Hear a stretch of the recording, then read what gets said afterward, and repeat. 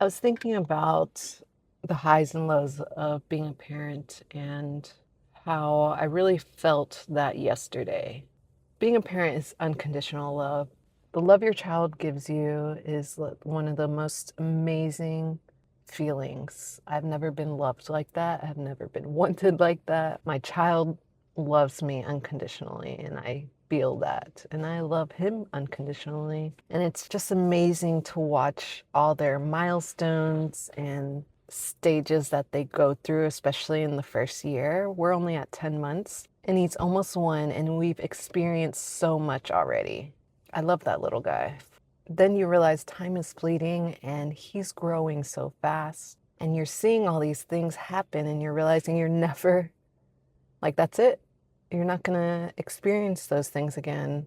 And it's a little sad, but also happy that he's growing so fast and going through so much and learning so much. He is such a smart boy. But for me, in those first 6 weeks, that was probably the most difficult thing I've ever experienced. Realizing that you don't have the time that you had before to do whatever you wanted. All your time goes to your little one. And that's a big transition. Like, you don't have a moment to yourself. And especially in the beginning, you're just trying to survive. I was just trying to survive. And I was going through the motions. Like, I just could not really hold on to that moment. And that's a low I wanted to speak about, because when you feel down, it's hard to find a moment to yourself, a moment to be able to experience those feelings alone, because you have your child with you all the time and you're constantly attending to them.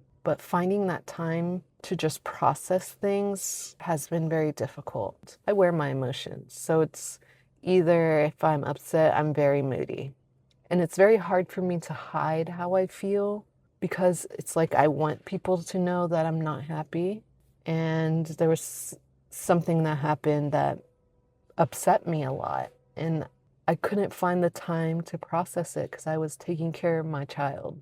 And it was very hard because it was festering. And usually I can find a moment to really sit with those feelings and express them in some way, whether it's journaling or talking to somebody. This is another outlet for me to express the way I feel talking about it. It was just really hard on me, and I just needed the moment to myself. And I was holding a lot in that I just had to release, and I cried in front of my son, and he just laughed at me. He doesn't know what's going on. But I do feel like I need to find time for myself more often. I mean, going to the gym in the mornings is definitely my time. Since my partner was out of town, his mom was staying with us, but she doesn't know the routine, you know. My son's not that comfortable with her, so I couldn't just go out. I just didn't feel comfortable leaving them. So I guess I just needed my time, and this is my time to just think things through and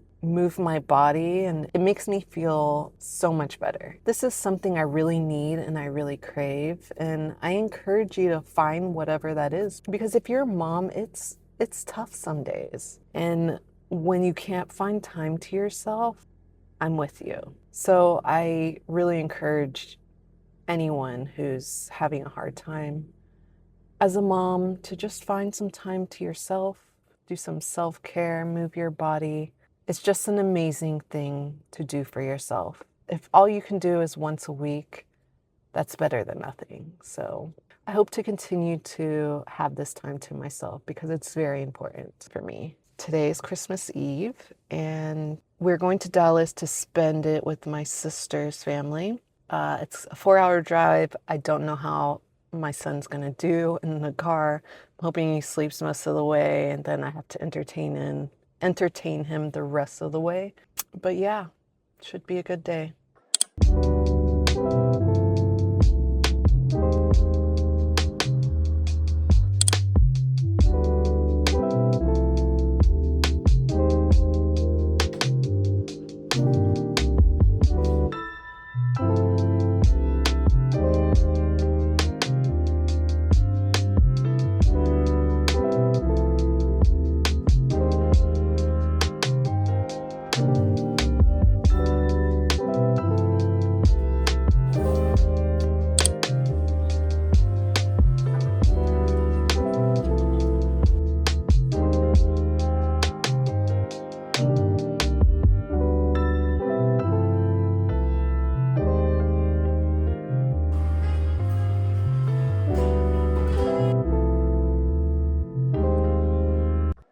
So I just finished a Pilates workout with one of my good friends and picking up some croissants for another friend that's going to be coming over later.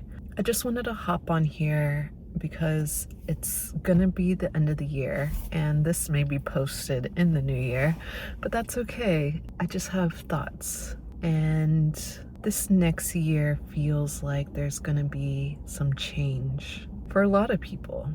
I feel that it's gonna be a positive change. I know for me, I'm ready for some change. Motherhood was a big change for me this year, but my time this year was really focused on my son. Now that my son is at a stage where he's getting older and he's understanding on himself and how he interacts with people, how he interacts with me, he's getting a little more independent now. I feel that it's time for me to figure out what's next. And what's next might not always be set in stone. What's next might be unknown. What's next can be very scary. And I always encourage people to just take the leap. I myself have been very complacent in the past year, and not in terms of motherhood, but complacent with where I'm at in my life. And of course, I just had a baby and I'm doing all the motherly things. But there's also what I want for myself and what I want to provide for my family, especially as a working mom. I really hope for this next year to allow me to step more into myself again. I'm really, really excited about what this next year is gonna bring. I'm very hopeful because honestly, What you want to do with your life is up to you, and you decide how that's going to play out or how you're going to take action on whatever it is you hope for the new year.